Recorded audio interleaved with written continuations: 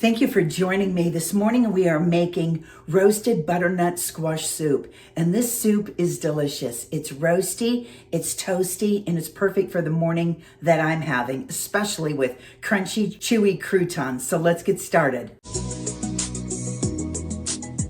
And we're going to just start peeling and cutting our vegetables for our delicious roasted butternut soup. And this is the easiest. It is, just put it in the oven and roast it and you are almost there.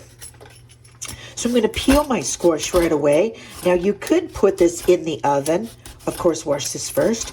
You could put this in the oven and scrape it out later, but I've done that a lot of times too, and you have trouble with the skins at the end because it'll hook onto the fleshy part of the vegetable.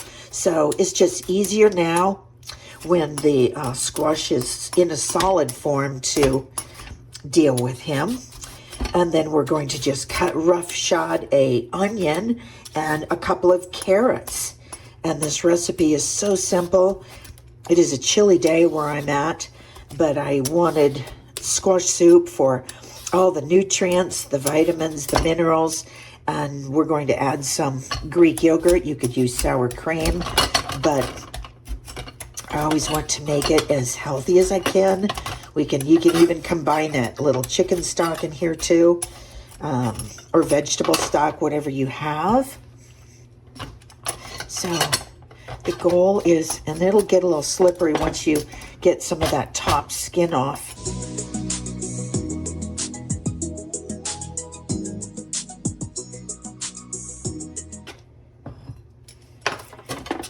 And tidy up before you do the next vegetable. Although this is very rustic, don't worry about anything.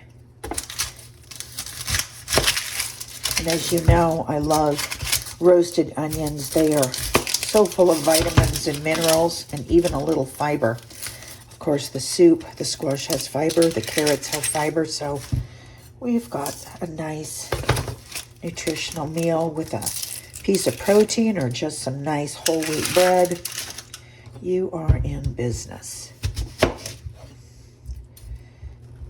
I'm such a fan of roasted vegetables. They just change things and make things so nice that if you're not roasting your vegetables, you can put them on top of pasta, on a sandwich. There are just 1,000 ways you can roast vegetables. Or 1,000 things that they can go on. And this is hard, kind of a harder thing, so make sure you're watching your hands now that it's flat. I'm going to cut through it. And I'm going to just scrape out a couple of the seeds. The inside of the squash, you can, the membranes aren't going to hurt you. And the seeds won't even hurt you. But if you want them out, get as many out of there as you can, because you will be picking them out later. Now this all gets pureed, so you wouldn't taste it if you did leave some seeds in there. Again, smells exactly like a pumpkin too. Okay. Got that. And since we are roasting these, part of the flavor is the roasted flavor. So you could cover them, put them in a bowl, and shake around some olive oil. But I love my sprayer because that way things don't sink to the bottom. But also I can get really good coverage and not have to, guzzle it on. It's always important for me to try and hold back on calories when we can too. I've got my oven set at 400, so I'm going to start looking at this at about 40 minutes. It could actually go up to an hour.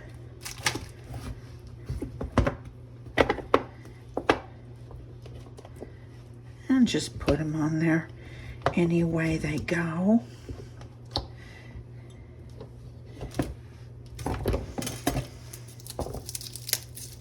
And crack a little of our garlic on there. Roast that too.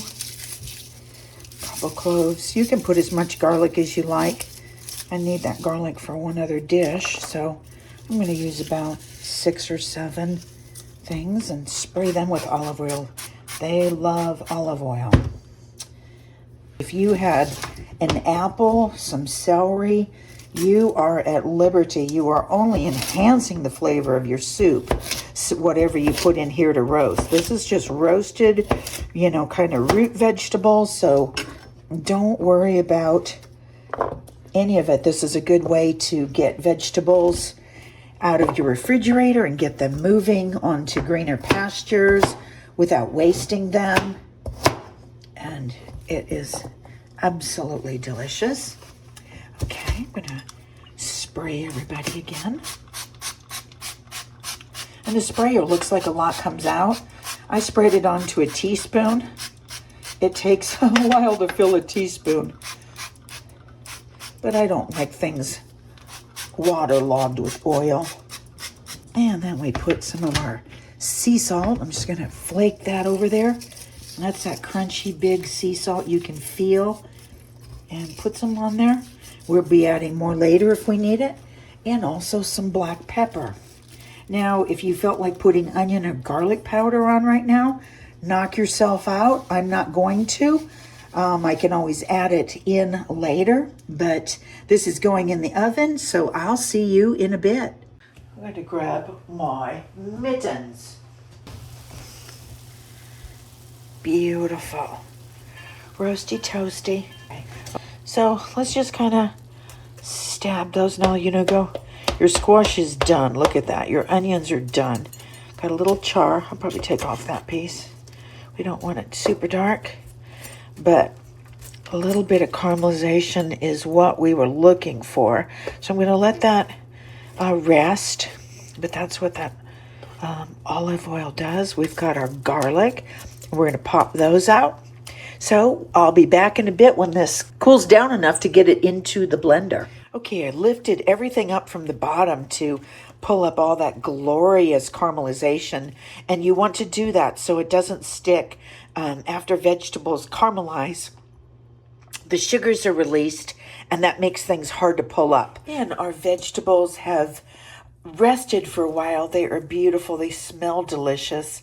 And so what I'm going to do, I thought I could put it in my blender, my mixer, and I have done that plenty of times, only to be scraping down, you know, the sides of the walls and all that. So what I'm going to do is I'm just going to use my immersion blender, and that to me makes me happier. Now, I went to the store and got some stock. I was out of some stock. So I'm putting those garlic in because you'll see those just get pulverized. I went to the store to get a couple things, and I got stock, and I left the stock there. So I ended up having to use this, which it's a reduced sodium and 50% less sodium. And really your stock, your vegetables are your stock, and the stock that you add in is another form of salt. So, you know, I would not take beautiful chicken stock and put that in there and waste, I don't want to say waste the chicken stock, but at the end of the day, we just want water or, you know, something, milk even would move this around. We're going to add some yogurt or sour cream at the end, but doesn't that look just gorgeous? Very fall colors. So I'm going to add a couple cups of my chicken stock. And you can make this as thin as you'd like. This could feed a few people, but these roasted vegetables, and see that since that's from kind of a, you know, a concentrate and all that, it's going to look different than your regular chicken stock, but it's going to taste perfect. And this is just another way to get some wonderful vegetables into your life. Vitamins, minerals, and you just kind of push it down. Now, you know, the stock was just our way to get some salt in there too. You guys, that's so wonderful. Just so gentle just squash and onion, little garlic, all roasted down, soft flavor. I'm going to add a little bit more water and puree it a little thinner. It has plenty of flavor, so anytime you're adding something, you know, it's going to dilute it. But I think this has so much flavor, I can do that.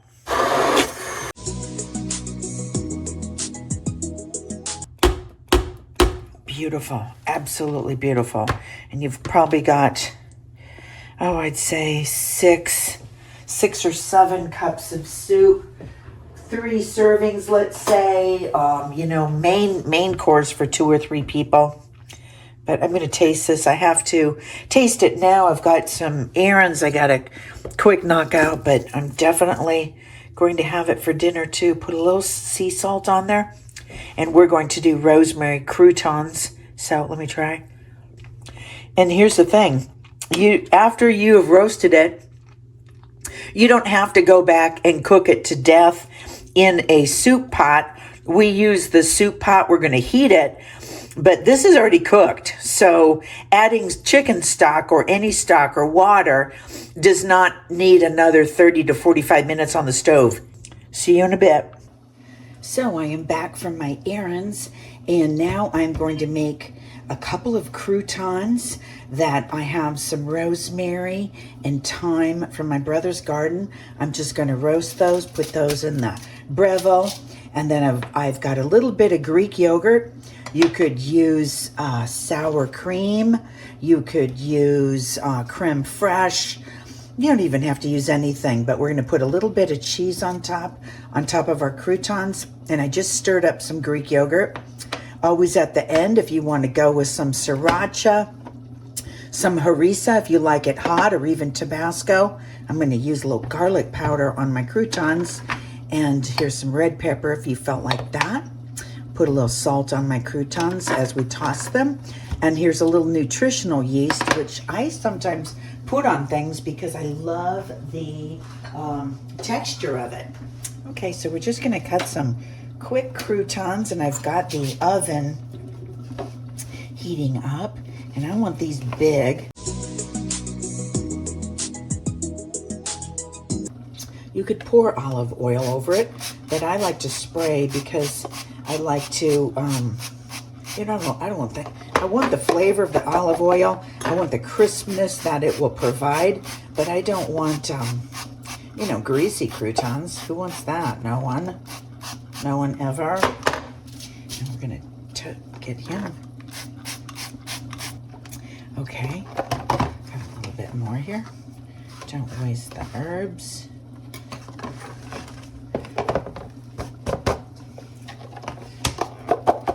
I'm going to put just a little pepper on them and a little bit of sea salt, that crunchy salt that you can break in your fingers, and then just a little bit of garlic, and whip them again.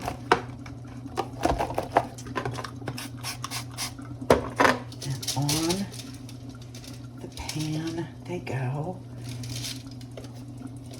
Sorry, I'm using a crouton as a spoon, as a ladle. All my flavors kind of came out at the bottom, so we're just going to close these. Anybody hiding, they're going to get a shot of the oil. Okay, in they go for probably like 5 or 7 minutes at 400 degrees on my toaster oven, or broil, but you don't want to step away. You want to stay watching these. And we've got the croutons out of the oven. They smell wonderful. And we're just going to plate a little bit of soup and have some dinner. And this would be great. I'm already going to use some Greek yogurt, so I've brought some protein to the table. But this would be great with a salad or a side piece of protein of some sort, your choice. Even a cup of cottage cheese would be wonderful. I got this spoon. It is a 1/4 cup spoon. I love it. I got it at a cooking supply store. So easy to measure soup. So put that down. Oh my gosh, this smells so good.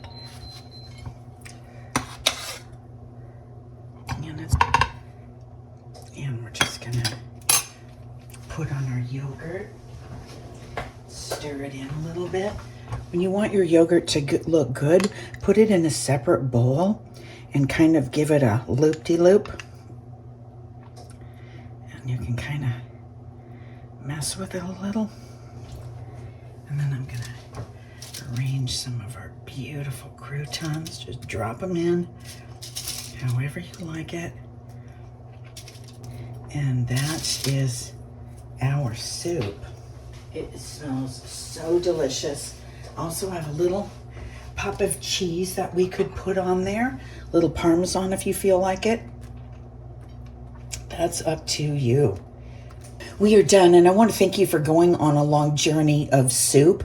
I know it takes a while, but let's say you did this on a Sunday. You did a couple of squashes. I just happen to have one, but I make big batches.